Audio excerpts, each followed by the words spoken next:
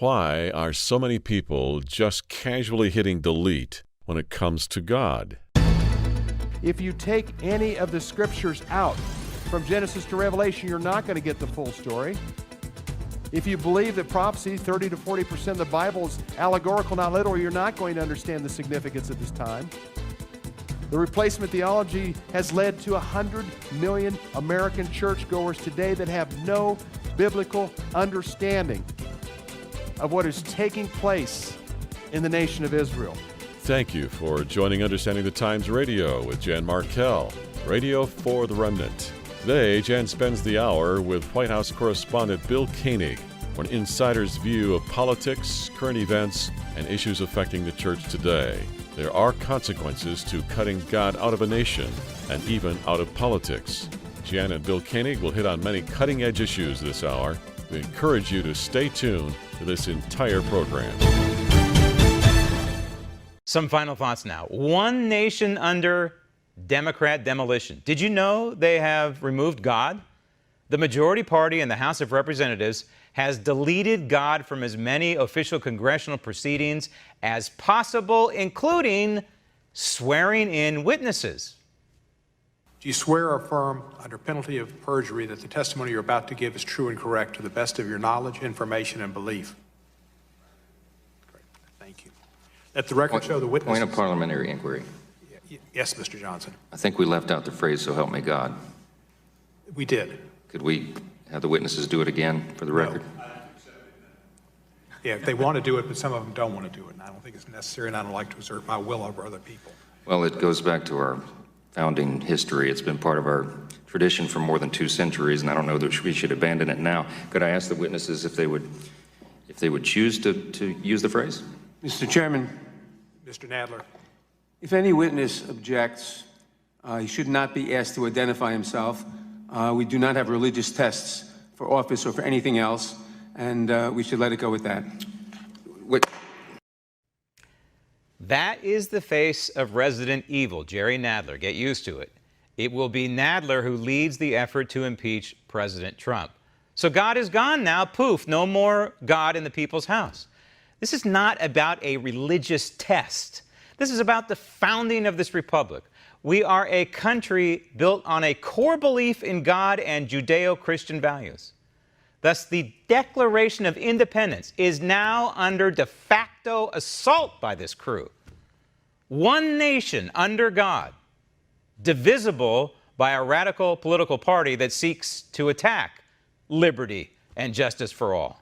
And welcome to the program. You know, we look at news, views, truths from a decidedly biblical perspective. And who ever thought that the world's leading free nation, quite frankly, because of the calling of God and the blessing of God, would have a political party who wants to delete God. And make no mistake, that is what the progressive left wants to do. We'll talk about this and much more this hour. Are we looking at another Mideast war with Iran in the picture? Doesn't the Bible predict a major end-time conflict with a nation called Persia? Includes other nations such as Russia and Turkey. I have worked with White House correspondent Bill Koenig since 2002. He has been a frequent guest at my Understanding the Times conferences. He has his finger on the pulse of what's happening, not just in America, but around the world, and particularly the Middle East, which we often call the epicenter of all things that are going on. Bill, welcome back to the program. Thank you, Jen. Always a pleasure to be with you. I think America recently is divided into 2 categories, and you actually write about this: people who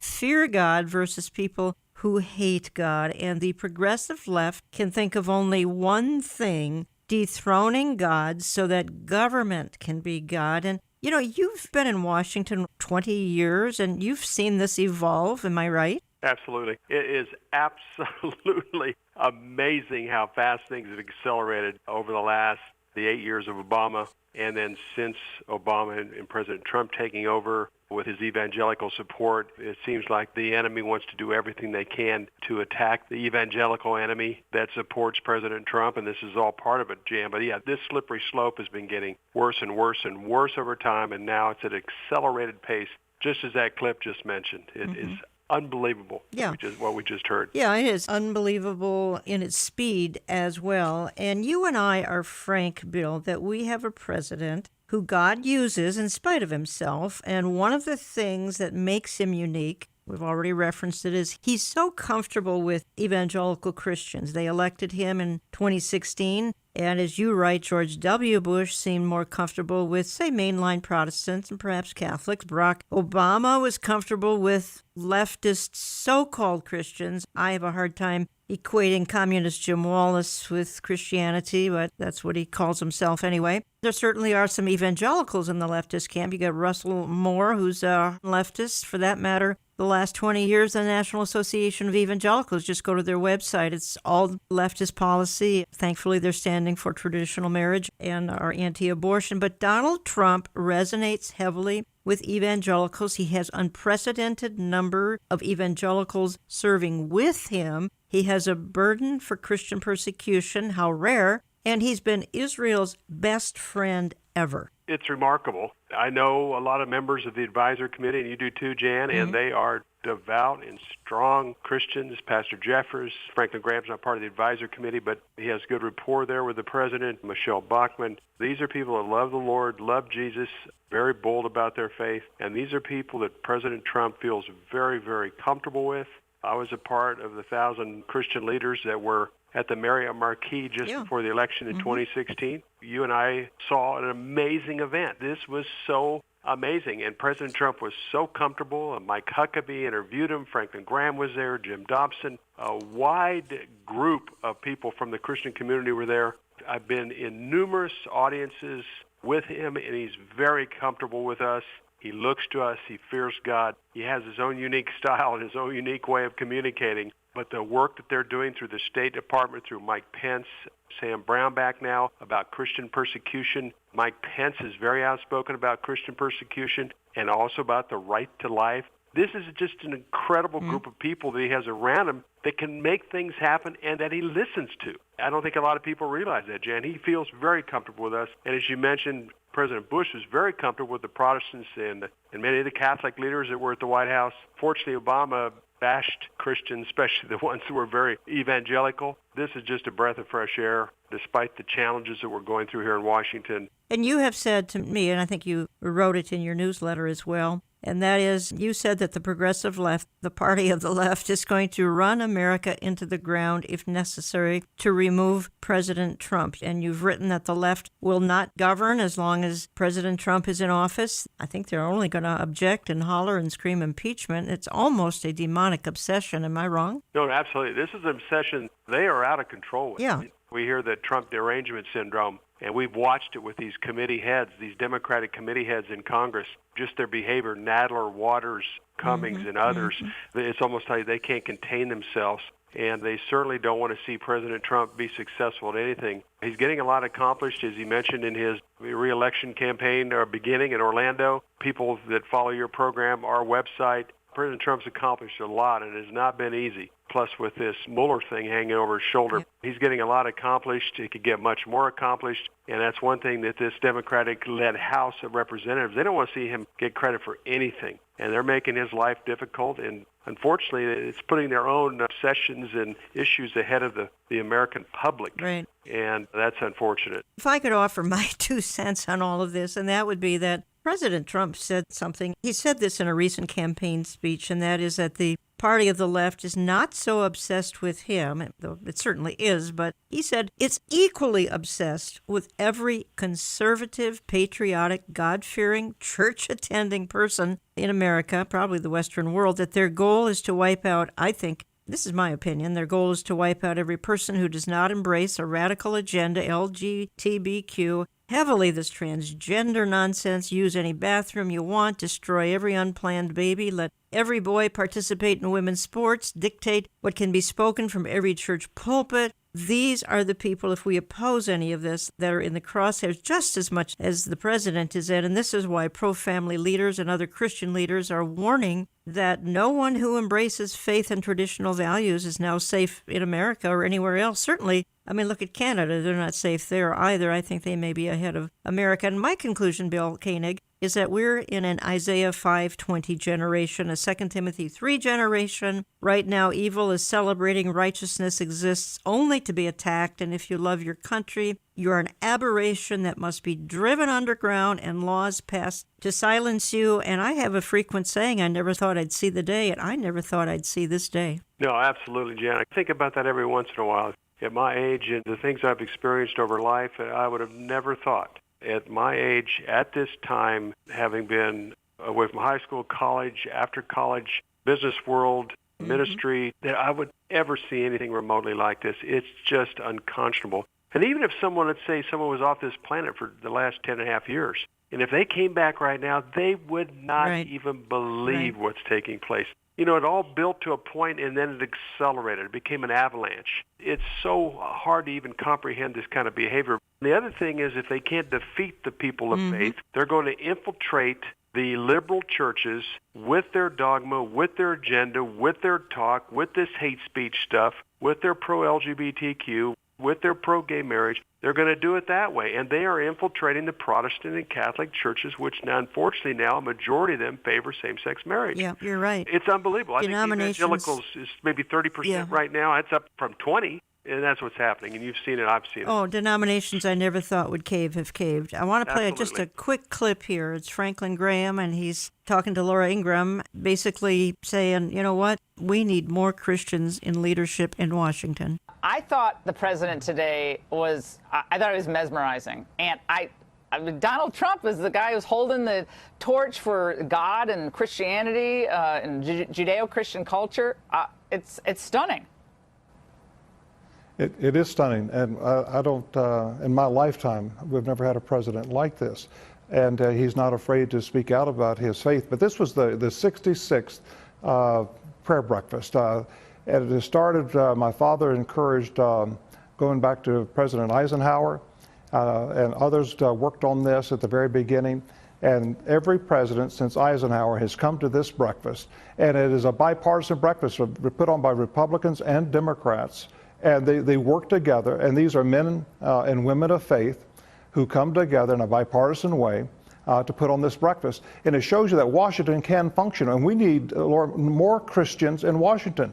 We need more. Could you imagine if the majority of the House and Senate were God-fearing men and women, that they could argue their points, but at the end of the day, they would come together and work for the good of the all-American people. We need men and women in Washington who believe in God, who believe in His Son, Jesus Christ, who took our sins to the cross, who died for our sins, who God raised to life. We need more men and women like this. And last year, I went across this country to every state capital, asking people to pray for this country and encouraging Christians to run. And I didn't tell them what party to run for. They could be Democrats, they could be Republicans, but we need Christians at every level of government. And when Christians come together, this is what you see at the prayer breakfast. They come together and they work together. It was a great thing, Laura. I was glad to be there. At one point, the president talked about how a year earlier he had asked for prayers for, I believe it was a little girl who was very, very ill. And he said he was, he was overwhelmed. I heard from others he had been overwhelmed by the response, the prayer that had come in for her. And he reported that, she was doing much better. That was just a small moment. But I know I personally, I felt the power of prayer at very difficult times. And the left doesn't understand this, Franklin, because they say, well, look, he's been married all these times. And look, he can have a foul mouth. He said these things in the past. How can this flawed man be this evangelical and Catholic leader in a way? I mean, how does that happen? How does God use people like that? And your response would be? Well, Donald Trump is not a perfect person, and I'm certainly I'm not a perfect person, and I would hate for somebody to hold me up as being the greatest example of the Christian faith or the Christian life. I've got many failures in my life, and so does Donald Trump. But that doesn't stop me from believing in God and believing in His Son, Jesus Christ. And Donald Trump believes in God, and he believes in God's Son, Jesus Christ. And I appreciate the fact that he doesn't run away from his faith. And he's willing to stand up in front of the whole world and let the world know where he stands. And he appreciates people praying for him. Yeah. We need to pray. We're commanded to pray for all those that are in authority, Lord, all of them. When Donald Trump sure won the presidency, he became my president and your president, and God orders us to pray for him. You're listening to Understanding the Times Radio. Jan Markell here. I have on the line from Washington Bill Koenig. I've worked with Bill since 2002. You can learn a lot more at his website, which is watch.org, watch as in watchman, watch.org. And you can sign up for his weekly e-newsletter, which I think I've promoted for maybe 10, 12 years now, Koenig's Eye View from the White House. It's electronic. You have to get it at watch.org. A quick word here about my annual conference coming up September 21st. Tickets are going fast. You need to check my website or just call Brushfire Ticketing. That's 888-338-5338, 888-338-5338. September 21st. Tickets are $25, include a lunch. J.D. Farag, Robert Jeffress, Amir Sarfati, Jack Hibbs, yours truly, and Lori Cardoza Moore as well. At least she'll be bringing us a reading that afternoon. Please don't wait until it's too late. Get those tickets at brushfire.com or 888-338-5338. I want to move on here with Bill Koenig. And Bill, you and I, in talking privately, we are so concerned about the tide of our times and just for an example, and you write about it, Disney, Netflix threatening to leave Georgia in spite of the fact that Hollywood actually films in countries that ban abortion, but Hollywood and corporate America are threatening state boycotts, again, over this LGBTQ abortion restrictions. And there are a few Fortune 500 companies in America that seem to have the moral commitment to oppose this because of the wrath that would come their way by the media, etc. Again, we get back to this Isaiah 5:20, letting 8-year-old girls have hormone injections. That's good. It's incredible to watch this. I think you're just spellbound. I have a lot of friends in Texas. I lived in the Dallas-Fort Worth area for 22 years, and I have friends in the government down there and also people that help support that government, and what they're going through down there is incredible. And I tell you, Texans will stand up to this. It's been a battle of an incredible size and magnitude. Texas, the state, continues to get blessed with enormous oil and gas resources and just incredible economy, and the cities are booming, and at the same time, they're in a constant battle against corporate America, against the NFL. One time, other sports leagues were threatening to take the All-Star game out, the Super Bowl game out. Mm-hmm. It's unbelievable. Just on a bathroom bill. I mean, look what North Carolina went through. Yeah.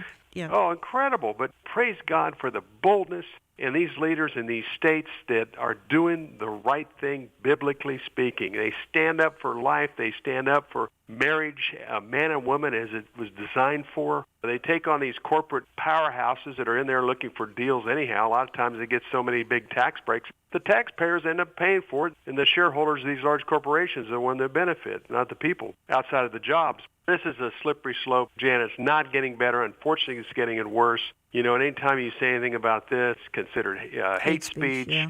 On and on and on. And unfortunately, these activists have worked their way into human relations in major corporations. They've worked their way into public relations departments. Obama and Kerry had 250 LGBT activists within their administration, and a lot of these people are now working for corporate America. It's just another facet of, I can't believe this is happening, but unfortunately it is. And one of these days, I think, just like in Noah's day, God said enough. I think he's going to say enough here any day as well. And he's going to he's going to remove the church in what's called the rapture of the church. He's going to leave evil mankind on their own, take the church home. And I want to read just 2 paragraphs from your associate, Bill Wilson, because I'm not quite finished with Washington yet. Bill Koenig has been working out of Washington for 20 years. He serves in the White House Press Corps, which that in itself is a challenge since most of those are on the far left. And once we get to talking about the media, we learn that 90 to probably even 95% of the media is hard left. But here's what Bill Wilson writes, and he's one of the writers for Bill Koenig. And Bill says this. I'm only reading 2 paragraphs. I'll do it real quickly here. He says 3 players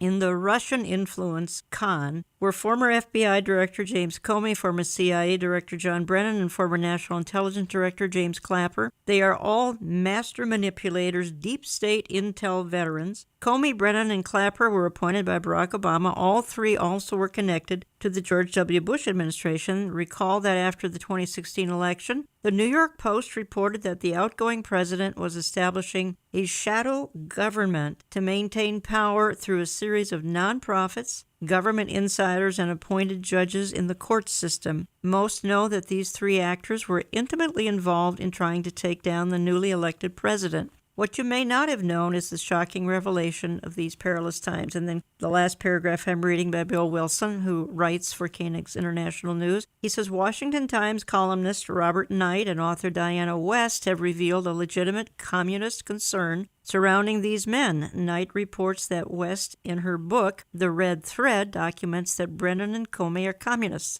West documents Brennan's September 16, 2016, admission of voting for the Communist Party in 1976, that's in the U.S., during testimony before the Congressional Black Caucus Foundation. Knight reports that Comey admitted identifying as a communist when he was a young man and still reveres Marxist theologian Reinhold Niebuhr as his spiritual lodestar. Clapper told the House Intelligence Committee in 2011 that the terrorist sponsoring Muslim Brotherhood was just secular and that it had no overarching agenda. So, Bill, and this is written by Bill Wilson, one of your colleagues, actually Curtis Bowers referenced this as well, but I think your average person has no idea that the person leading this bogus campaign against the president, James Comey, background as a communist. Maybe he is still today. I don't know. That's what's interesting. Bill did a great job there of pulling that out from very, very credible sources as well as his own insight, which is excellent. What's happening, and I think that's part of the reason the Dems have come against Trump so harshly and hard, is because they're doing everything they can to continue with their attack, because this stuff is going to surface. I mean, it's beginning to surface. Attorney General Barr and some of the people he's put in place and some of the other reports are going to be coming soon. And the U.S. Attorney from Connecticut that's in charge of the investigation. I mean, he's bringing an A team in of guys that are going to get to the bottom of this. Mm-hmm. So those people you mentioned, a lot of this is going to be exposed. Hopefully a lot. And I think that's really the number one motivation of the Democratic Party, to continue through their media, which they control 90-95% of the media, to keep the attack on Trump on the front page of the newspaper, where this other stuff just won't get the press and coverage and light that it deserves. I want to transition into the media, and you're certainly a member of the media, and you've told me 90% at least are hardcore left. I'd certainly like to know what's in the drinking water at these journalism schools that they crank out one Marxist after another, anti-American, anti-Christian, anti-God, anti-righteousness, anti-flag, anti-patriotism. That's what they're cranking out in these journalism schools. I just want to play a clip here. It's Mark Levin. And then I want to address you, Bill, on the media. I want to quote you as well out of your newsletter, because I think you've written some brilliant paragraphs here. But here, Mark Levin, in his new book about the media, he says, look, free press is destroyed. You and I and my listening audience is an enemy of the press. More Americans are worried about fake news than terrorism. That's the part of this clip you may not hear. That's kind of a lead-in before we get to Mark's comments. More Americans are worried about fake news than they are terrorism. Just about everybody I know has turned television off because it's intolerable. Let's just play that clip. Great one. First of all, there's a reason all your books go to #1, because they're full of substance.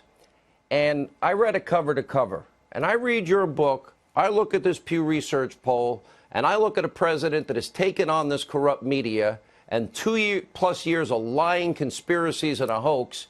How could anyone trust them? Well, you know, Sean, I'll tell you why I wrote this book. Because the media won't self-police. There's no circumspection. There's no reconsideration. There's no shame. And there are really no standards left. So it's up to we, the people, to take a look at the media, since the media won't look at themselves. That wasn't always the case. I wrote down a few things here, problems with most of the mass media today. Notice I don't call them the free press, because they don't even understand what a free press is supposed to be or the history of a press, because they're destroying a free press. They commingle news and opinion. Pseudo-events. They manufacture events. We spent 3 days talking about the word nasty. How preposterous.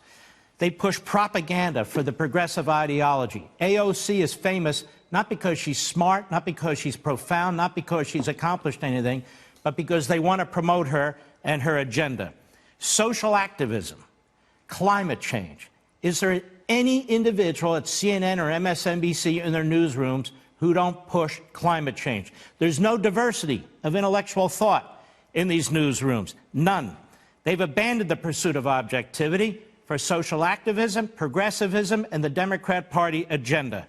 And they promote that agenda day in and day out. In fact, they lead it. The reason we talk about impeachment today is not because the president committed any impeachable offenses. It's because the media and the Democrat Party want to remove him. The reason we spent 2.5 years talking about collusion with Russia, a manufactured story, a pseudo-fake event, as the president calls it, not because there was any evidence, but because this is what the media was pushing day in and day out.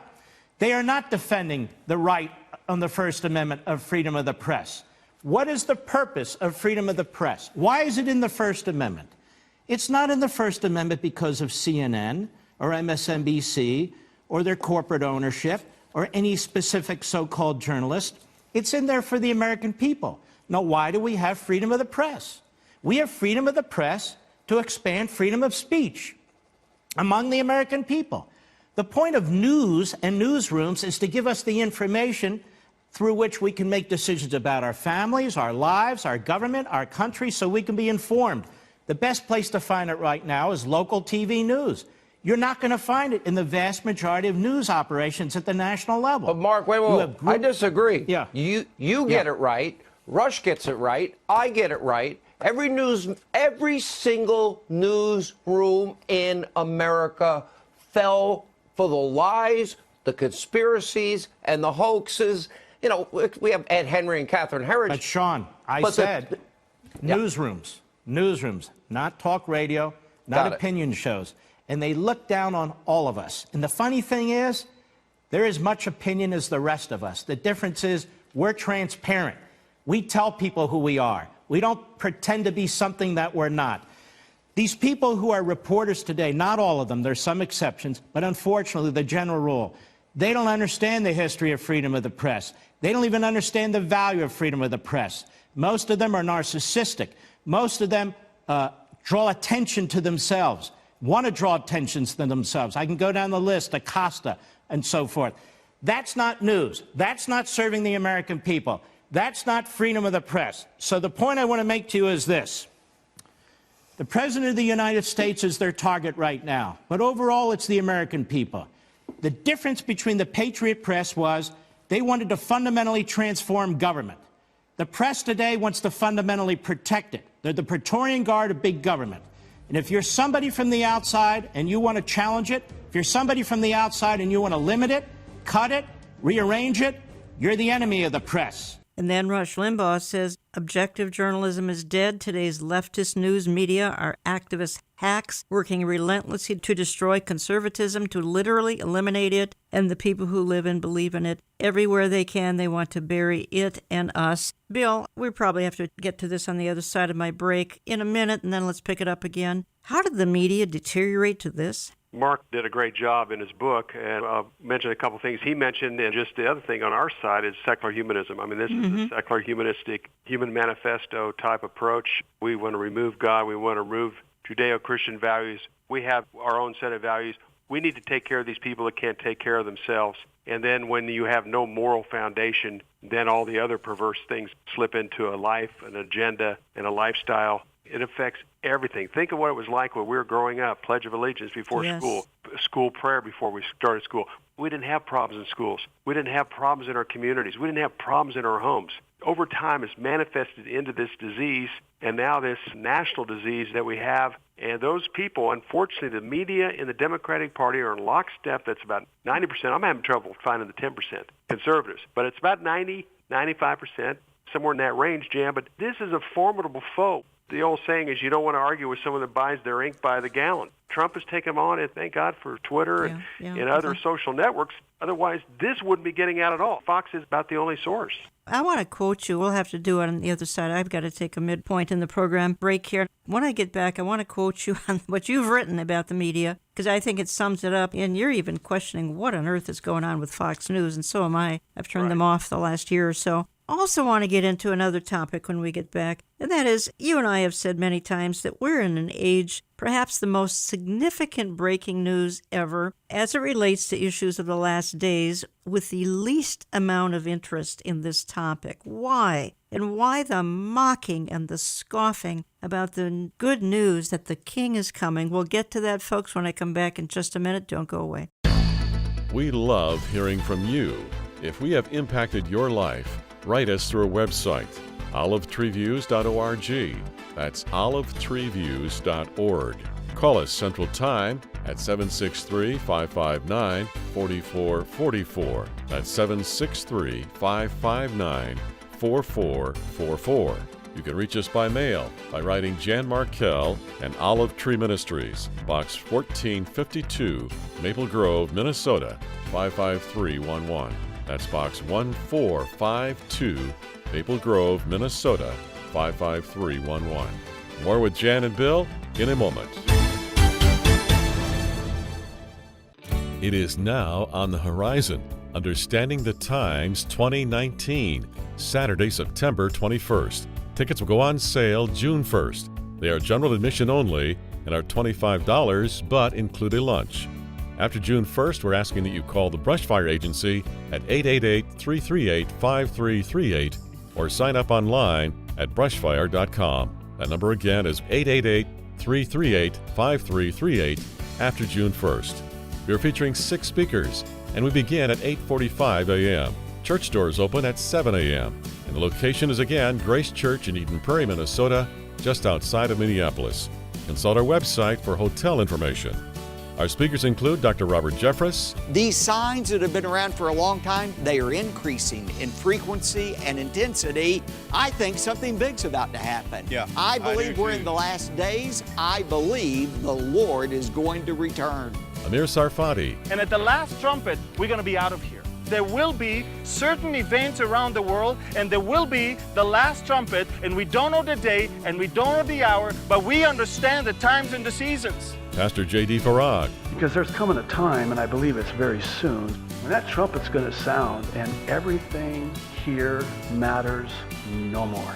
I mean, shouldn't that affect us, the way we live our lives? Pastor Jack Hibbs. And he's not only spoken to us in his word, he is speaking to us right now in world events. He's requiring you and I to take what we're seeing in the world and match it up against the Word of God. And Jan Markell. I believe that the world is longing for a man with a plan, for a Mr. Fix-It.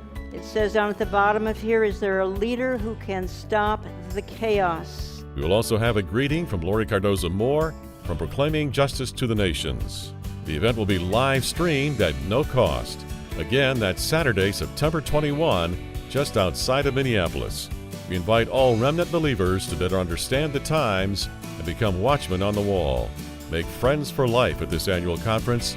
Learn why things aren't falling apart, they are falling into place.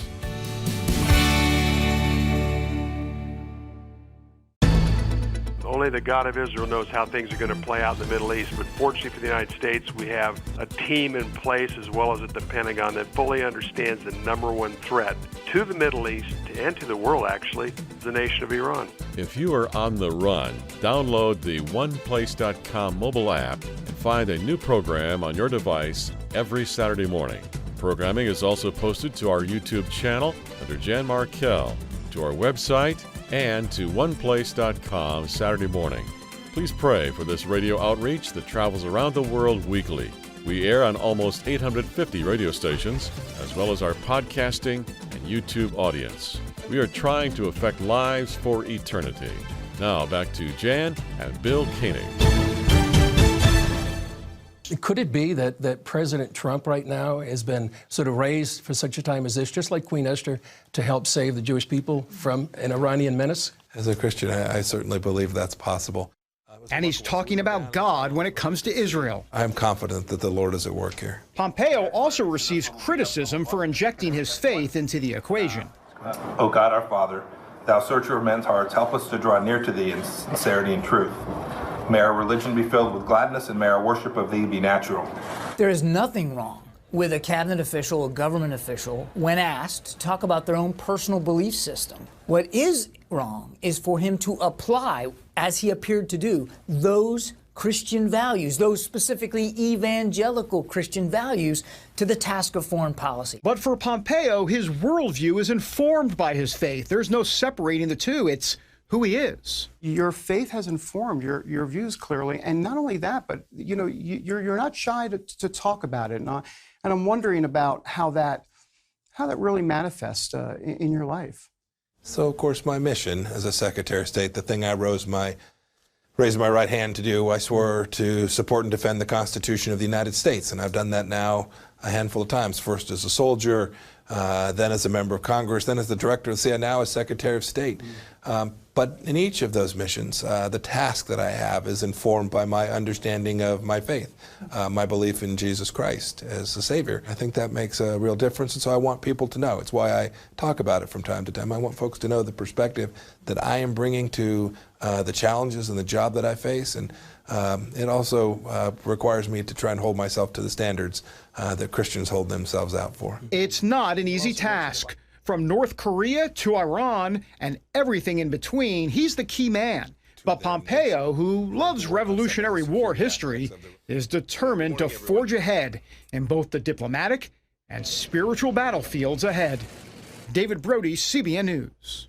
And you heard a critic there of Mike Pompeo saying, oh my, how horrible that somebody like Secretary of State Mike Pompeo might apply Christian values to foreign policy. Those are some of the things we've been talking about for the first part of Understanding the Times Radio, and that is President Trump has Christians, Christian-friendly people serving in the administration. The party of the left, and for that matter, the media, all sorts of movers and shakers, the deep state people in Washington are just simply horrified by the concept of God. They want to delete God from the country. They want to delete godly principles from the country. They want us to celebrate nothing but diversity, values that any Christian can only run from because they're fulfilling the Isaiah 5:20, good being called evil, evil being called good, and they're an indication that many in America and the Western world have been given over to a Romans 1 mentality, depravity, depravity. Talking to Bill Koenig for the hour. I'm not quite finished with the media yet, and you say this. CNN is a media disaster in their continued spewing of vitriol toward conservatives. I haven't seen Wolf Blitzer smile in 15 years. He's a big part of the problem, along with the other cast of characters. Homosexual TV personalities Anderson Cooper, Don Lemon. Then you say, the other networks are equally bad in their distorted coverage of conservatives. MSNBC's top host, Rachel Maddow, is a lesbian. The LGBT agenda is one of their main agenda items. Joe Scarborough, Mika Brzezinski, along with their media guests, can't contain their angst against President Trump. And then you conclude, or I'm at least cutting it off here, Fox News is filling their ranks with gay personalities. Shepard Smith and Fox News contributor Guy Benson are homosexual, and Fox News contributor Tammy Bruce is a lesbian. Most members of the 5 personalities are on record as favoring same-sex marriage. Fox's Steve Hilton asked President Trump if he would have a problem with Democrat presidential candidate Pete Buttigieg being on stage with his husband. The president said he wouldn't mind. The LGBT activists are going to keep at this in an attempt to isolate the president from his Christian base. I thought that was a good, quick summary, at least of some cable news. Yeah, where's our perspective in that? Where is our Judeo-Christian values? Where is the respect or tolerance for our views? And that's unfortunately what has happened with these cable networks that you've mentioned. These people have made a determination on how they want to run their life. At the same time, they're not tolerant of our beliefs and our values. And they say we're not tolerant. Well, they're not tolerant of the way we believe, the way we were brought up, the Judeo-Christian values that dictate our lives. And that's a big problem, Jan. I mean, people have the right to have their own beliefs. Unfortunately, they don't have a personal, intimate relationship with our Savior, the Lord Jesus Christ, and that's all we can pray for. There's nothing new under the sun, as Solomon spoke of in Ecclesiastes. We're living in that Isaiah 5:20 time when evil's considered good and good's considered evil. Things are out of order. They're out of order because we're moving away from our Judeo-Christian values and our foundation that built and created this wonderful country. Bill, I want to talk for just a minute here. You and I monitor events as they relate to the Bible, literally on a daily basis. Folks, you can read headlines on my website, olivetreeviews.org, headlines and articles that are posted daily that will help give you insight from a biblical perspective on the issues of the day. Same with Bill Koenig's website. Bill is my guest for the hour. His website is watch.org, and you can get his e-newsletter, Koenig's Eye View from the White House, to help you understand these times. But I went out of that segment, one saying, and you and I say all the time, we are in an age of the most significant breaking news, at least as it relates to the issues of the last days, with the least amount of interest in this topic. Give me your feedback on that and the fact that you and I have talked a lot about 100 million people in various churches believe in replacement theology. Talk to me about this for a minute. It amazes me that we literally are living in the most important time in biblical and prophetic history with the least amount of interest in the church. And as you mentioned, that's in 2004, the Lord put in my heart, go add up the numbers of all the people that attend Protestant and Catholic churches that are replacement theology, believing that there is no biblical significance to the state of Israel, that Jesus will be returning to Jerusalem for a 1,000-year millennial reign, that they know nothing of the rapture, and they're the ones that are calling for Israel to leave the covenant land that God gave to Abraham, Isaac, and Jacob and their descendants. I'm amazed that this biblical illiteracy is like this today, and these are the ones with the World Council churches, National Council churches, that are calling on Israel to give up Arab land. The Arabs, their land. It's amazing to me, Jan. But again, the 27% of the Bible that's Bible prophecy, that's as important today as it's ever been, because we're getting close to that day when the Messiah returns. Fortunately, we understand that, but you have all these people in direct opposition because they believe that Bible prophecy is allegorical, not literal. That's right. So consequently, if they're an error there, they're going to be an error in other parts of the Bible. I want my audience to hear just some of the scoffing that's going on out there. It's simply shocking. I'm talking now about issues related to end times, Israel, Jerusalem, because they're all tied together. It's a clip I found. I'm not even sure who it is. It's off of a YouTube video. But I just want you to listen to the tone of this, folks, and then put this into perspective of how important what Bill Koenig and I are talking about for this hour, some of the most important insight and perspective on our times, because it has everything to do with how quickly the Lord is coming back. And now listen to the scoffers. I've told you before about the evangelical support for Israel being very heavily driven by the belief that by supporting Israel, the second coming of Jesus Christ will happen. And depending on your flavor of Christianity, this will bring about the rapture or the apocalypse or the end times or the end of the world, whichever lovely phrase your sect attributes to that event. I've also told you before about outrageous Fox News host Jeanine Pirro, who was at some point a judge somewhere, really scary to think about. And she combined her insanity with the evangelical insanity around Israel in one lovely segment where she praised Donald Trump's decision to move the embassy that the United States has in Israel from Tel Aviv to Jerusalem as the fulfillment of a biblical prophecy. Listen to Jeanine Pirro here, just gushing about how great Donald Trump is. Donald Trump sent Iranians who are the descendants of Persia a message to reflect on their own history. Right. And that it was the king of Persia who 1,000 years before Muhammad was even born that said Jerusalem was the capital of the Jewish people's country. Crucial. There will be no Ottoman empires or Shia nations that will destroy Jerusalem any longer. Donald Trump recognized history. He, like King Cyrus before him, fulfilled the biblical prophecy of the gods worshipped by Jews, Christians, and yes, Muslims, that Jerusalem is the eternal capital of the Jewish state, and that the Jewish people finally deserve a righteous, free, and sovereign Israel. I noticed she has that same weird pronunciation of Jerusalem that Trump had in that video, where it wasn't clear whether he was trying to eat his tongue or maybe had a denture issue. I wonder if maybe it's like having veneers that are too big or something like that. It's a weird, did you notice that, Pat? Yeah. It's a weird thing that's going on Maybe there. it's connected to being a Trump supporter in some way, I don't although know. it would be hard to draw that line exactly. Yeah, hard to parse it out. How is this news? Like, how does this count as news analysis? These are quite literally the rantings of a disjointed and ignorant person. And I wonder, like, do they know that this is the biblical prophecy that ends with the destruction of life or the rapture? I know some of them know that and love it. Like, they think that's the greatest thing, nothing better than the rapture.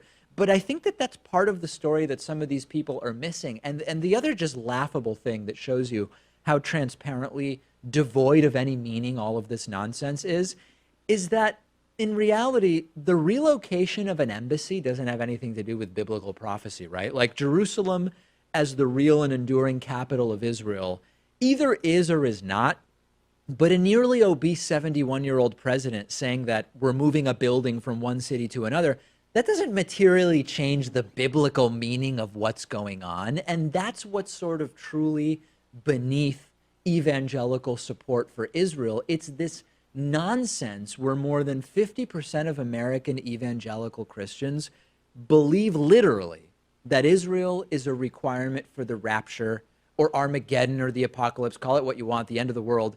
They want that, right? And they see Jerusalem as ground zero for that. And it is really important to understand this. When you hear about the political support that Israel gets from the right, Bill Koenig, 2 Peter 3 screams at me about the mocking and the scoffing going on. I'm sure it does you as well. Those guys are so clueless. Where do you begin? Yeah, where do you begin? I know. But they're indicative of what's out there. Oh, it's a great example, Jan. And no connection of the dots. Their level of understanding is so inadequate.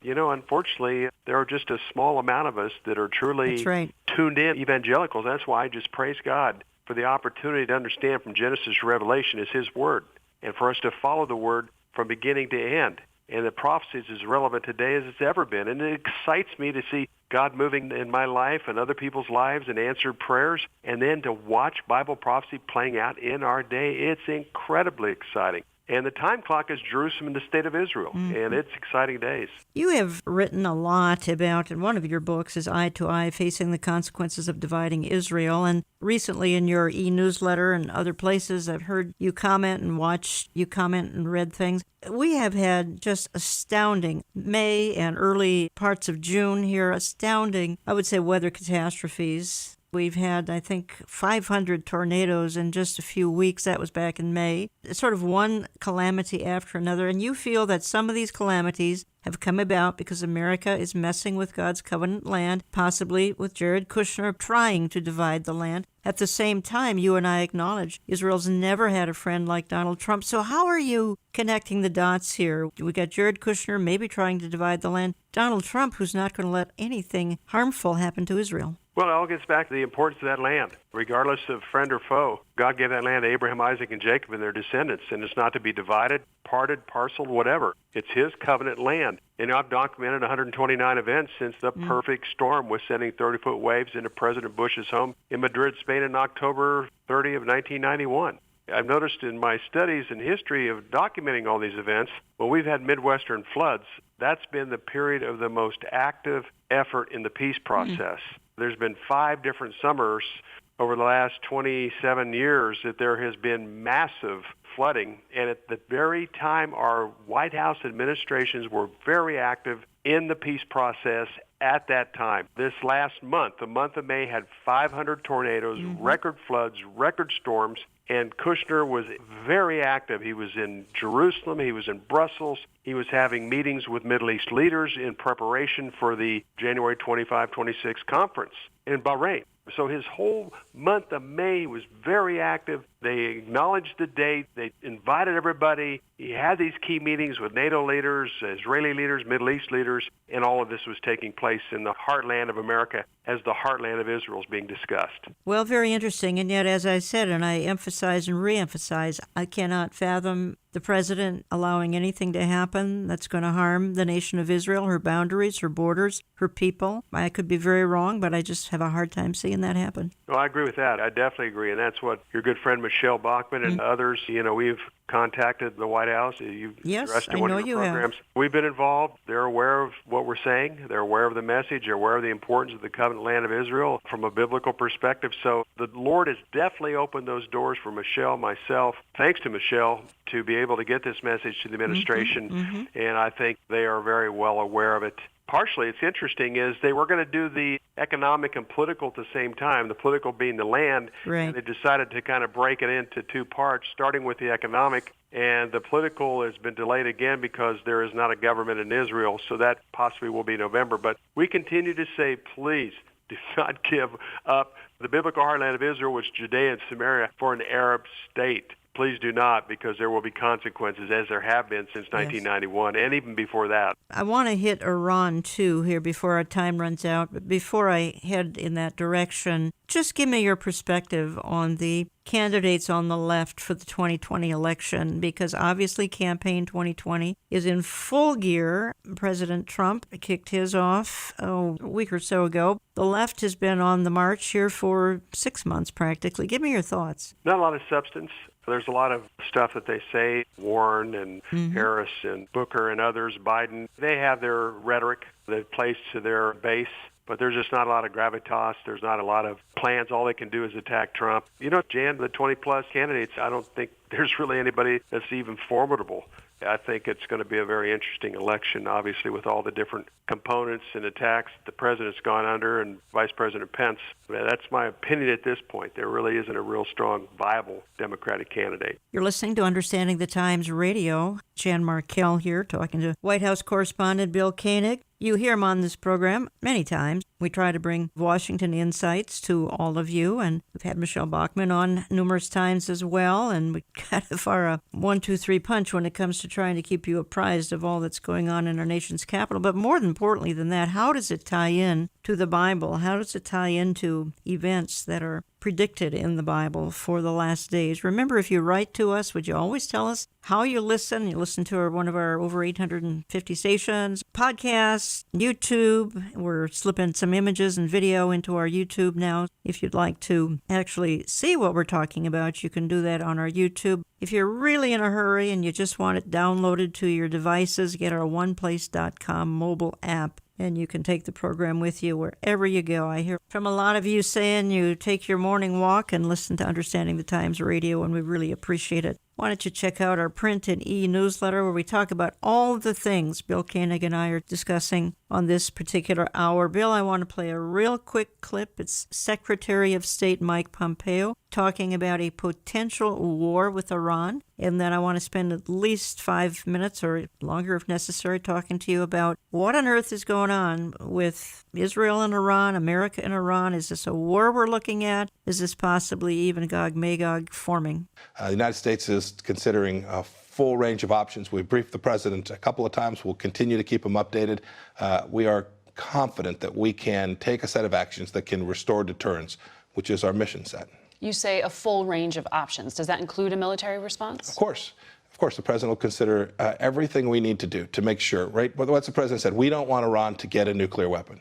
The previous administration put them on a pathway that virtually guaranteed that they could get there. So we withdrew from the ridiculous JCPOA and are moving ourselves towards a set of policies which will convince Iran to behave simply like a normal nation. And so you've seen them attacking international waterways, trying to, frankly, drive up the price of crude oil around the world so that the world will cry uncle and allow Iran to do that. If they're so cash-strapped and they need these customers, why would they attack them?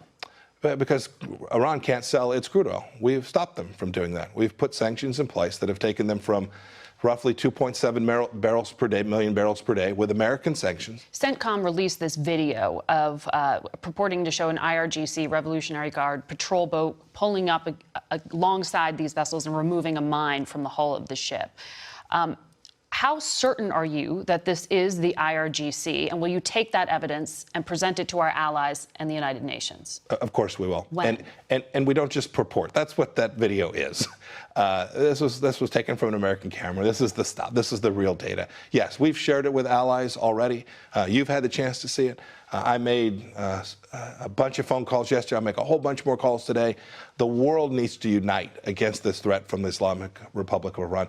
Bill Koenig, the previous administration actually enabled Iran to get the bomb. Current administration is trying to prevent Iran from getting the bomb, though news reports say they're going to have it in 6 months. Are we looking at a potential war, either Israel striking Iran, America striking Iran, Iran striking Israel, Iran striking America? What are your thoughts? Well, the region's tense. The good thing about it, President Trump has people in place right now that fully understand the number one threat to the Middle East, possibly the world, is Iran. You have Mike Pence, Mike Pompeo, who's a remarkable Secretary of State, who also has the benefit of the CIA insight that he had when he was director of the CIA. And then you have John Bolton, who's been staunch about Iran and the threats of Iran and North Korea for a long period of time. So you have very practical, pragmatic people that fully understand the threat. The other thing is a former CIA 28-year person told me about 5-6 years ago at the UN, it's not by chance that the Chinese, Persians, and Jews have survived the centuries because they're that smart. So this is a very formidable group. I mean, they're three-dimensional chess players when everybody else in the Middle East is playing checkers.